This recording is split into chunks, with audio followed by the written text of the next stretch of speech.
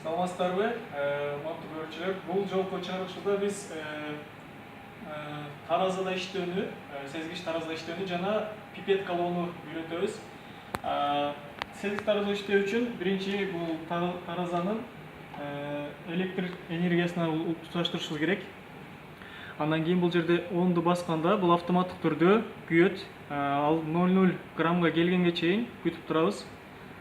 Келди мына. Андан кийин бул капталдарынан же болбосо мүстөлөрүнөн үлгүлөрүбүздү так ортосуна койсок болот. Бул аты айтып тургандай эле аябагандай сезгич. Кичинекей столго басканыма дагы ушунчалык сезгичтиги билинип атат. Анын жанында бул арт жагында тешиги бар. Бул тешигинен биз таразаны туура экендигин, туура чыгарып атканын биле алабыз. Ошол төгөрөк суюктуктун так ортосуна келгенде гана тараза туура чыгарып атат деген белги болот. Аны оңдош үчүн бул четтеринде буттар бар, буттарын бурап оңдой алабыз. Эми болсо бул жерде пипеткаларды тааныштырабыз. Пипеткалар негизинен ар кандай көлөмдөгү өлчөмдөрдү суюктуктар бизге сиңирип берет.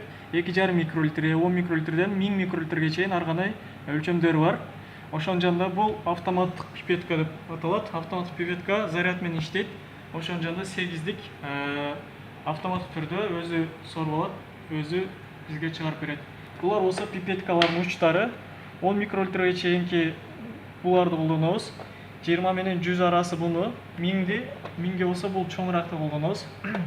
Мына ушинтип пипетка учтары бар. Мисалы сынап көрөлү. 10 микролитре бул жерде жазылып турат.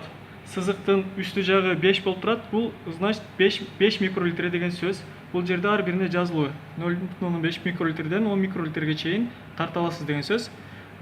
Биз буну 10 микролитрге чейин жылдырабыз. 10 микролитрге чейин жылдырып көрөлү.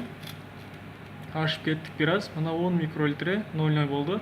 Эми жакшы бастырабыз дагы. Бул пипетканы мусорго таштаганда буну колдонобуз. Бул болсо соруп алып атканда, мисалы суюктукту биз алып атканыбызда бул нерсени колдонобуз. Биринчи өзүнүн бир баскычы бар, ошол жерге чейин басып, жайып. Анан кийин тартканда гана бул жердеги өлчөм чыгат. Анан кайра чыгарып атканда толук түрдө бастырабыз. Мисалы аны сынап көрөлү. Азыр бул идишке 10 микролитр суу тартып көрөбүз. Бул 10 микролитр суу көрүнүп жатабы, көрүнбөй жатабы?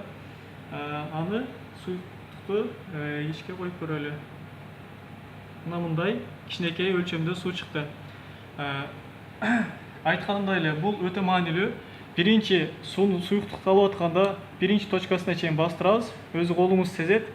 Анан кайра суюктукту алгандан кийин аны башка идишке куюп атканда толук түрдө бастырасыз. Толук аягына чейин до конца бастырасыз. Буну түшүрүп атканда бул жерден бастырсаңыз түшөт.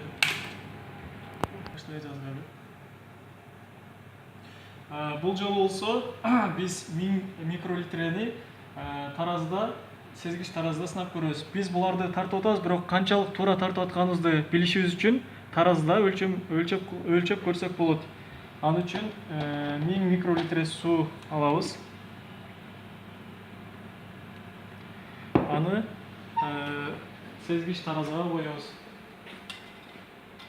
Буну так ортосуна коелу. Андан кийин тыны басканда өзү 0,0 келет. Өлчөмү 0 теңелет. Акырын суюктукту коебуз. Коюп акырын жапканда чыгат. 994 микролитр чыкты. Бир аз азыраак тартылыптыр. Негизи туура эмесирээк болуп калыптыр. Негизи ушул 1000 болгондо туура болот. Ошентип өлчөп билип алсаңыздар болот. Эми болсо биз автоматтык пипет колдонууну үйрөнөбүз. Бул автоматтык пипет өзү суюктугубузду, химикатыбызды өзү соруп алат, ДНКбызды болсун.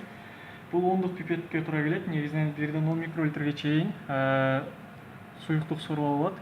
Биз бул жерде мисалы микролитренин көбөйтүп азайтсак болот. Мисалы ДНКлар көбүнчө 2 микролитр ДНК коюлат биздин молекулярный иштерибизде. 2ге даярдап туруп жакшылап буларды салабыз. Күч менен бир аз бастырабыз. Булар бири-бирине жакшы плотный отуруш үчүн Анан бул точканы басабыз, басканда автоматтык бир жолу эле басабыз, басканда автоматтык түрдө суюктукту чегет. Бул суу кадимки эле. Атайын ичте суу алдык. Бул жерде көрүнүп тургандай суюктукта 1,5 микролитр суу даяр. Бул нерсе ушинтип кайра эгер коюп атканда, бул нерсени коюуда биз бул точканы кое берип, ошо бойдон турабыз. Кыскача